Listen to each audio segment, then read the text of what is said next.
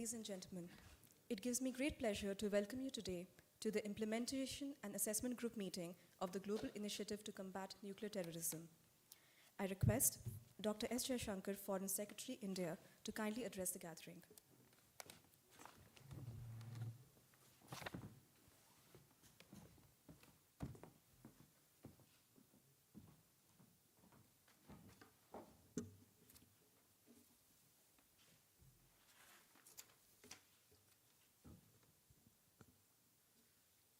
Excellencies, distinguished delegates and participants, ladies and gentlemen.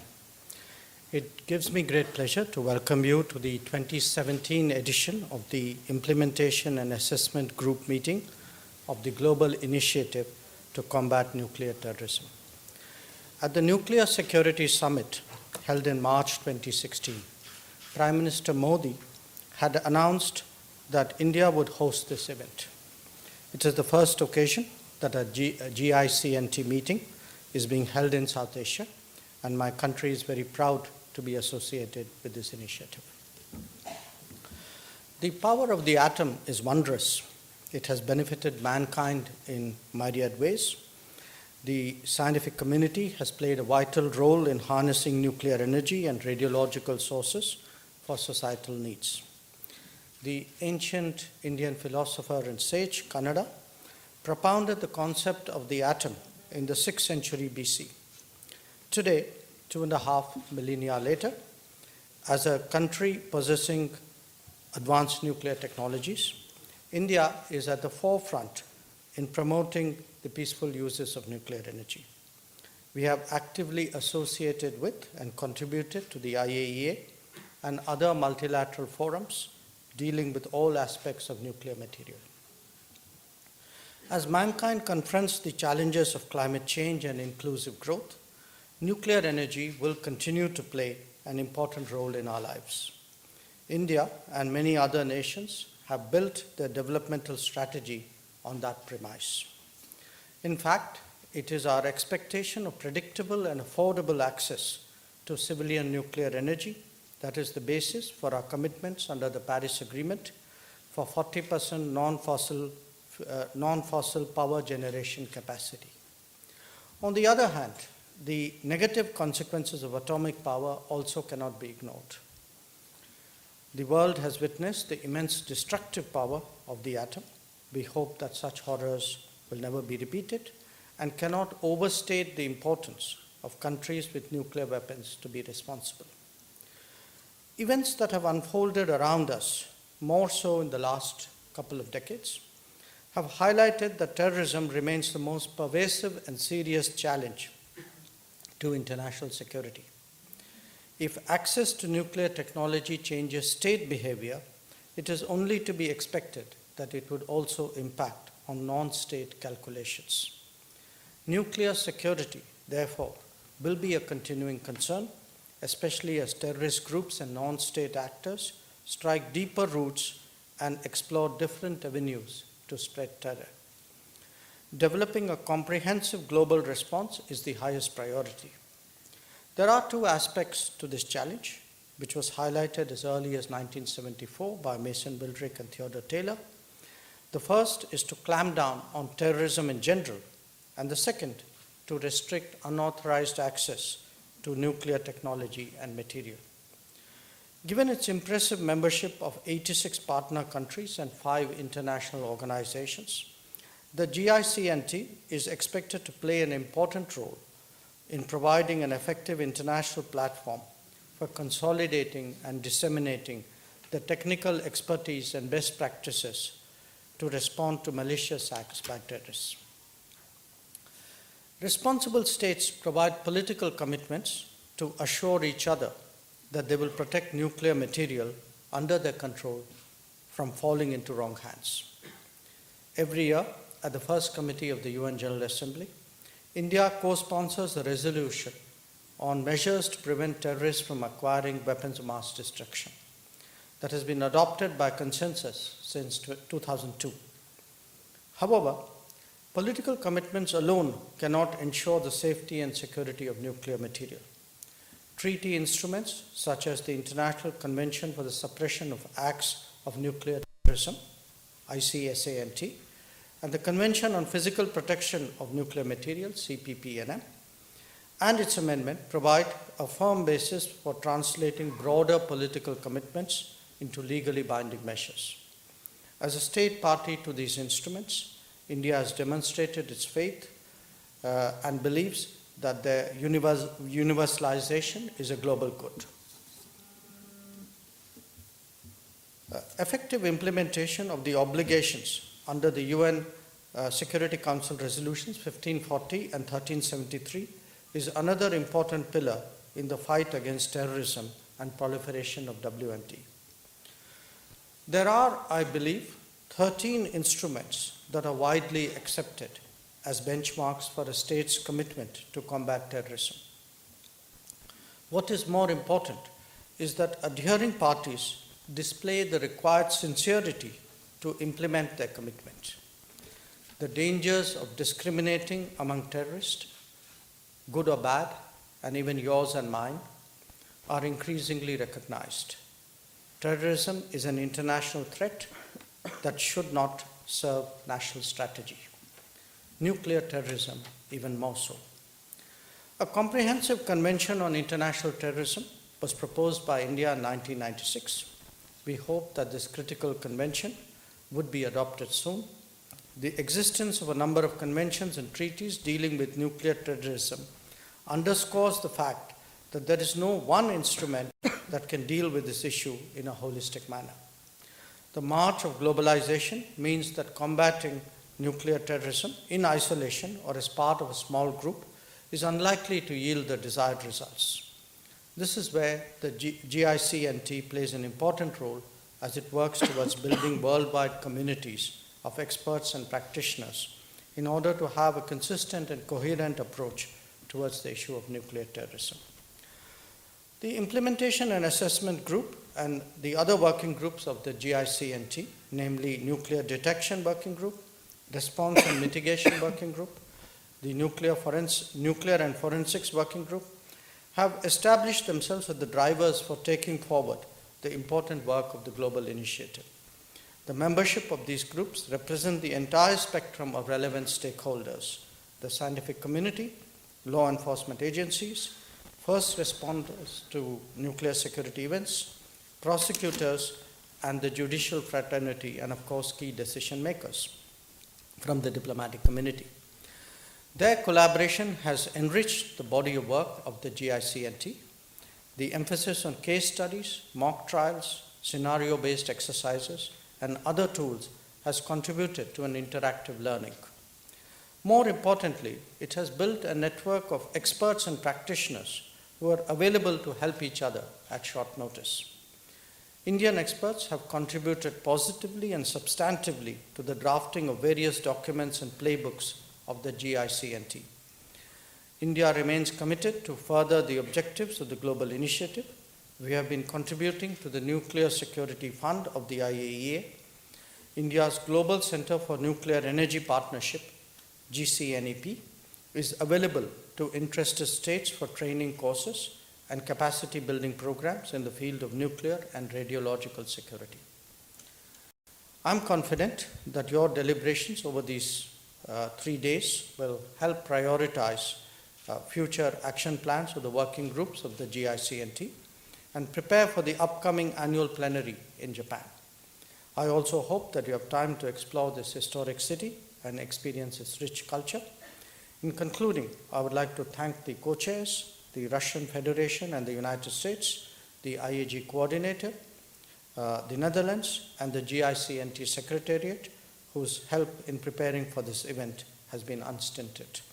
I wish the meeting all success. Thank you.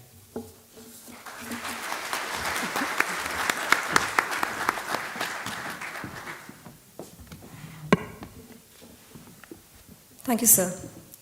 I now request Mr. Mikhail Kondratenkov, Russian co-chair and Chief Counselor, Ministry Foreign Affairs, Russian Federation, to kindly address the gathering.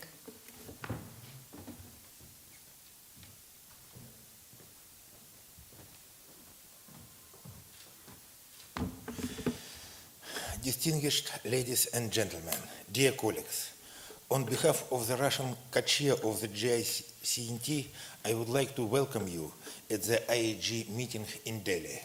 This meeting we have in the country with very developed nuclear power, with big plans for further development. We highly appreciate the Indian achievements in this sphere. We highly estimate Indians' contribution into GICNT and to combating nuclear terrorism in the world. And of course, we highly estimate the initiatives of the Indian government in this sphere. I would like to thank all the Indian team, the Indian Ministry for Foreign Affairs, especially Dr. Jaishankar, for his efforts for organizing this meeting.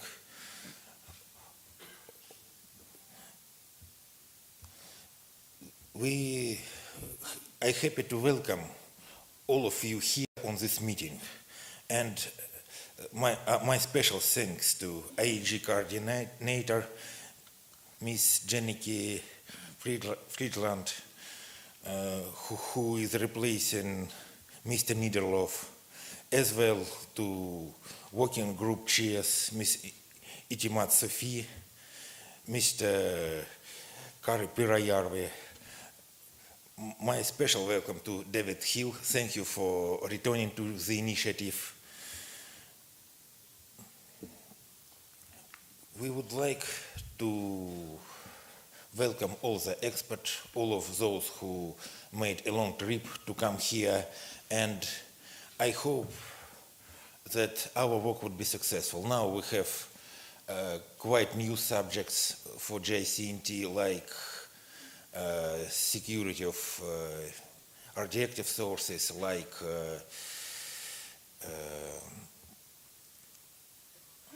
legal basis for the initiative, legal frameworks. And I hope that we would have very fruitful discussion, and I wish success to all of us. Thank you.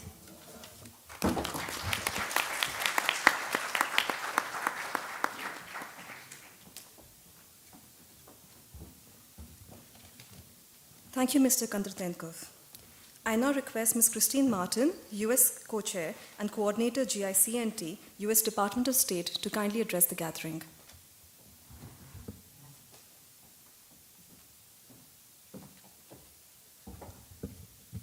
Good morning.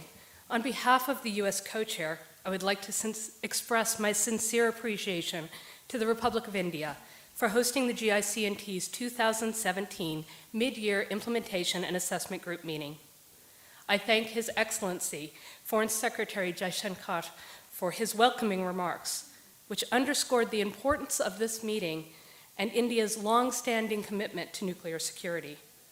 The contributions of our Indian hosts in planning and organizing this meeting have been invaluable, and I also want to recognize their support in making available to us this week so many of their nuclear security experts to contribute to and advance the discussions.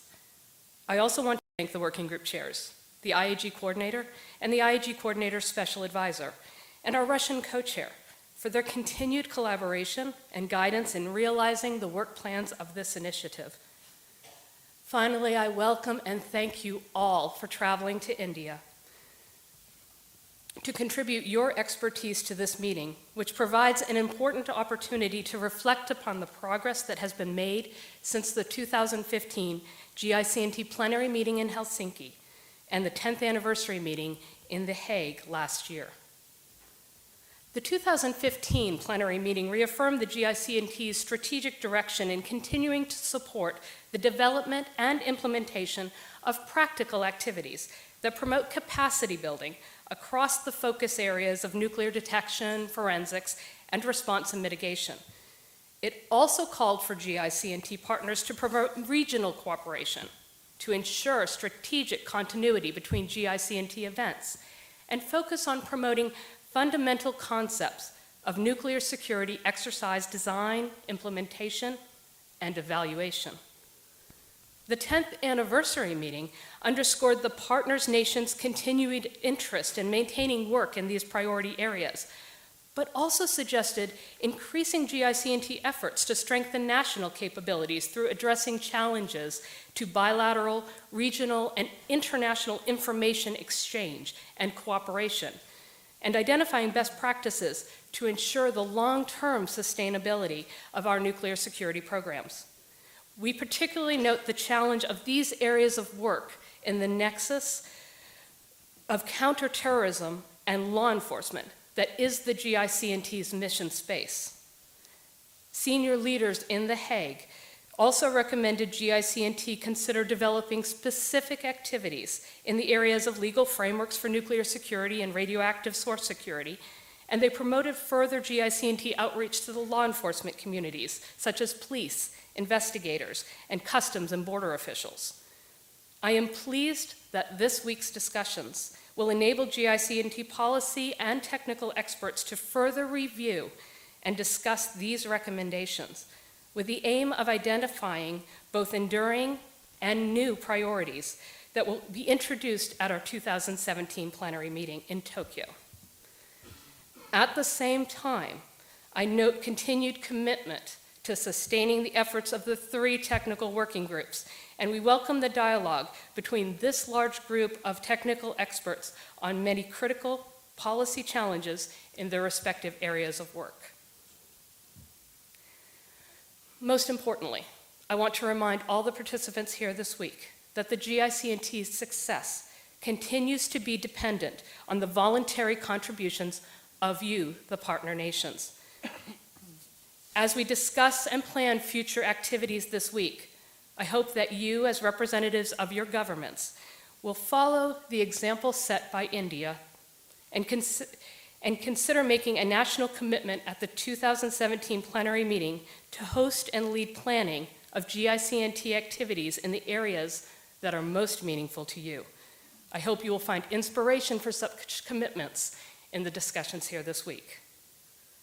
Thank you again to our Indian hosts for their tremendous leadership and expertise, and thank you all for your continued support and your contributions to the global initiative to combat nuclear terrorism. I wish you all a very productive week.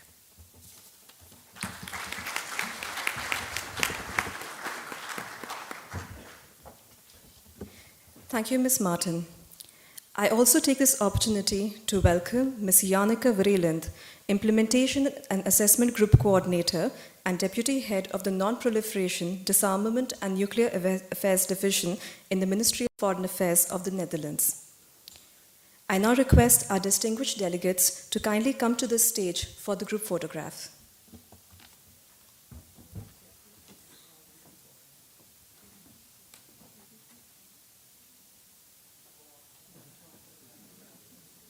We have to move that.